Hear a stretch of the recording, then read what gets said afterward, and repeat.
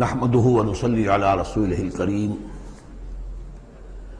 اما بعد فقد قال الله تبارك وتعالى كما ورد في سورة التكوير اعوذ بالله من الشيطان الرجيم بسم الله الرحمن الرحيم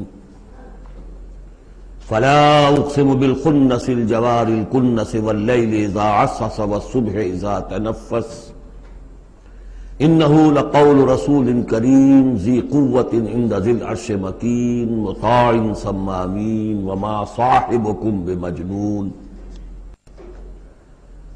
تمہارے یہ ساتھی، تمہارے یہ صاحب یعنی محمد صلی اللہ علیہ وسلم ہرگز دیوانہ نہیں ہے، مجنون نہیں ہے۔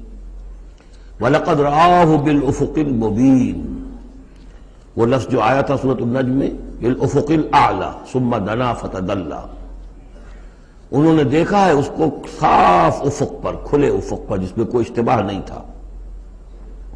وَمَا هُوَ عَلَى الْغَيْبِ بِضَنِينٍ، اور وہ غیب کے معاملے میں حریص یا بخیل نہیں ہے، یعنی محمد رسول اللہ صلی اللہ علیہ وسلم ایک جانب تو یہ حریص اور بخیل جو ہے قریب کے الفاظ ہیں، ایک ہی شے کے دو ایسپیکٹس ہیں، یعنی ان کی زندگی جو تمہارے سامنے رہی ہے، 40 برس جو گزرے ہیں، کیا انہوں نے کبھی کوئی کاہنوں کے ساتھ دوستی گانٹھی، غیب کے حالات معلوم کرنے کی کوشش کی، کوئی تپسیائیں کی تھی اس کام کے لیے کہ انہیں غیب کی خبریں ملیں؟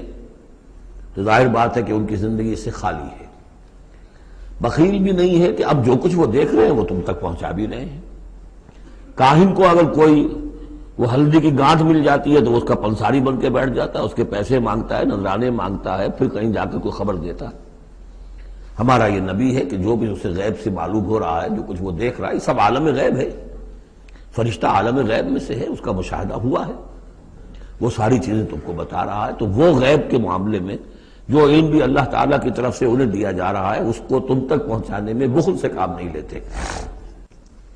وما ہوا بقول شیطان الرجیم، اور یہ ہرگز کسی شیطان رجیم کا قول نہیں ہے، یعنی کچھ شیاطین جن تم نے سمجھا ہو کہ انہوں نے آ کر حضور کو یہ پٹی پڑھا دی ہے، معاذ اللہ۔ یہ سورہ حاقہ میں بھی آ چکا ہے، فلا اقسم بما تبصرون وما لا تبصرون، میں قسم کھاتا ہوں ان چیزوں کی بھی جو تم دیکھتے ہو اور ان کی بھی جو تم نہیں دیکھتے۔ انہ لقول رسول کریم وما هو بقول شاعر قلیلا ما تؤمنون ولا بقول کاہن قلیلا ما تذکرون۔ اب دیکھیے، کاہن کو جو خبر ملتی تھی وہ جنات سے ملتی تھی، وہ ما لا تبصرون میں سے ہے، اور شاعر جو شعر کہتے تھے وہ خود کہتے تھے، وہ ان میں سے ہے کہ ما تبصرون۔ فلا اقسم بما تبصرون وما لا تبصرون انہ لقول رسول کریم وما هو بقول شاعر قلیلا ما تؤمنون ولا بقول کاہن قلیلا ما تذکرون۔ یہاں بھی فرمایا یہ کسی شیطان رجیم کا قول نہیں۔ فأین تذهبون، تو تم کدھر جا رہے ہو؟ بجائے اس کے کہ جو وحی آ رہی ہے محمد صلی اللہ علیہ وسلم پر، اس سے اپنے دلوں کو منور کرو، اپنی زندگی کے صحیح رخ کو اختیار کرو، کدھر جا رہے ہو؟ ان ہوا الا ذکر للعالمین، نہیں ہے یہ مگر بس ایک تمام جہان والوں کے لیے نصیحت، یاد دہانی۔ ذکر کا لفظ ہے، یاد دہانی اس کا بہترین جو ہے مفہوم ہے کہ وہ حقائق جو تمہاری فطرت میں مضمر ہیں، تمہاری روح میں وہ سب کچھ تھا، پردے پڑ گئے تھے، تمہاری توجہ نہیں رہی تھی، تم اپنی اس روح سے غافل ہو گئے تھے۔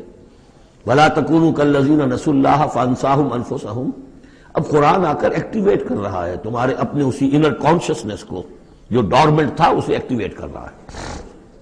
لِمَنْ شَاءَ مِنْكُمْ أَنْ يَسْتَقِيمَ، ہر اس شخص کے لیے جو تم میں سے چاہے کہ وہ سیدھے راستے پر آ جائے، جو بھی طالب ہوگا ہدایت کا، جو صراط مستقیم حاصل کرنا چاہے گا، اس کے لیے یہ یاد دہانی ہے۔ وما تشاءون الا ان یشاء اللہ، پھر وہی بات، تمہارے چاہے بھی کچھ نہیں ہو سکتا جب تک اللہ نہ چاہے۔ یہ دو مشیتیں ملتی ہیں، تم بھی چاہو اور اللہ بھی چاہے، تب کام ہوگا۔ اللہ کا اذن ہوگا، اللہ کی توفیق ہوگی، تمہارا ارادہ ہوگا۔ تمہارا ارادہ نہیں تو اللہ زبردستی ٹھونستا نہیں، زبردستی ٹھونس دے تو پھر جزا و سزا کا کوئی سوال نہیں، پھر یہ سارا کا سارا معاملہ ہی جو ہے وہ باطل ہو جاتا ہے۔ الا ان یشاء اللہ رب العالمین، تمہارے چاہے کچھ نہیں ہو سکتا جب تک نہ چاہے اللہ کے جو تمام جہانوں کا رب ہے۔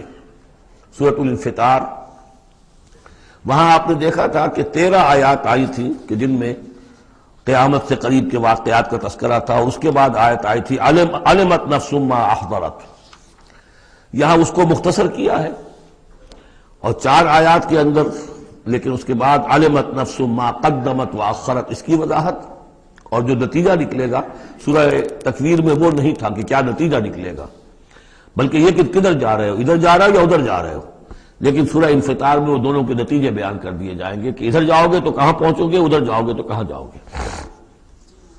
بسم اللہ الرحمن الرحیم، اذا السماء انفطرت، جب آسمان پھٹ جائے گا، وَإِذَا الْكَوَاكِبُ انتَثَرَتْ، اور جب کہ تارے بکھر جائیں گے، جھڑ جائیں گے، وَإِذَا الْبِحَارُ فُجِّرَتْ، اور جب سمندروں میں ابال آ جائے گا، وَإِذَا الْقُبُورُ بُعْثِرَتْ، اور جب قبریں تلپٹ کر دی جائیں گی، عَلِمَتْ نَفْسٌ مَا قَدَّمَتْ وَأَخَّرَتْ، ہر جان جان لے گی کہ اس نے کیا آگے بھیجا کیا پیچھے چھوڑا، یا کس شے کو آگے کیا کس کو پیچھے کیا۔ یہ دونوں الفاظ یہاں سمجھ لیجئے، بعد میں بھی آئیں گے۔ یہ ایک ہے کس شے کو آگے بھیجا کس شے کو پیچھے چھوڑا، یہ ہم پہلے بھی پڑھ چکے ہیں۔ ایک یہ ہے کہ دنیا میں انسان کا ہر طرز عمل جو ہے وہ 2 چیزوں کے درمیان طے کرتا ہے کہ اس میں سے کس کو میں پرائرٹی نمبر 1 دوں، کس کو پرائرٹی نمبر 2 دوں۔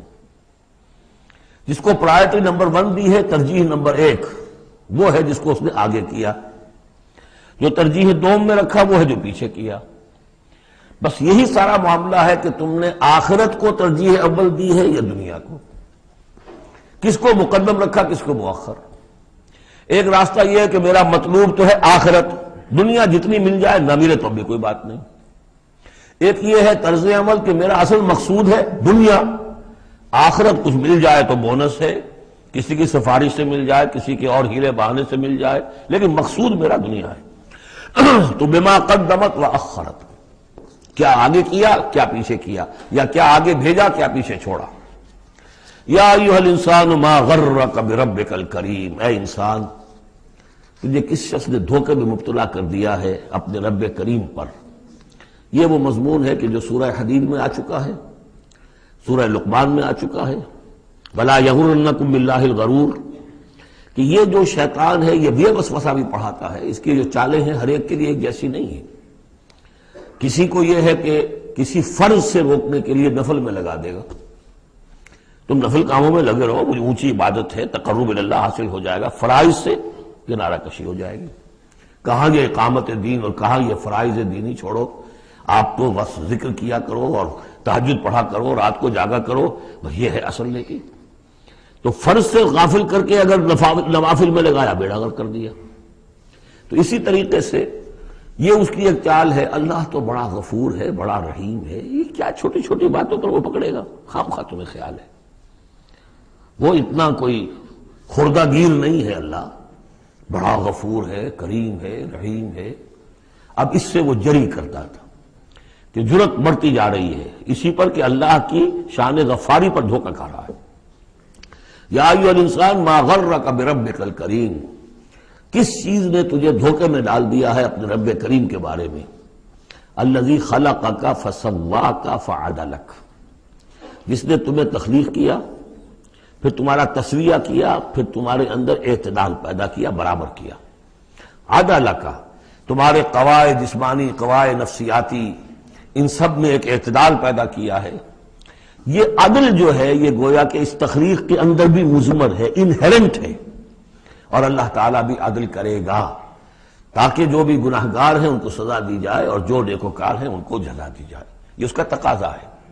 لیکن تم در حقیقت اس کی شان غفاری کو ایمفیسائز کر کے اس پر زیادہ اس پر زور ڈال کر تم انکار کر رہے ہو، فی ای صورت ما شاء رکبک، پھر جس شکل میں اس نے چاہا ہے تمہیں ترکیب دے دیا، جوڑ دے دیا۔ کلا بل تکذبون بالدین، تم جزا و سزا کا انکار کر رہے ہو، در حقیقت اللہ کی شان غفاری کے قصیدے نہیں پڑھ رہے ہو، بلکہ یہ شان غفاری کے قصیدے پڑھنے کا مطلب کیا ہے کہ تم در حقیقت جزا و سزا کا انکار کرنا چاہتے ہو۔ عصیاں سے کبھی ہم نے کنارہ نہ کیا، لیکن تیری رحمت نے گوارا نہ کیا۔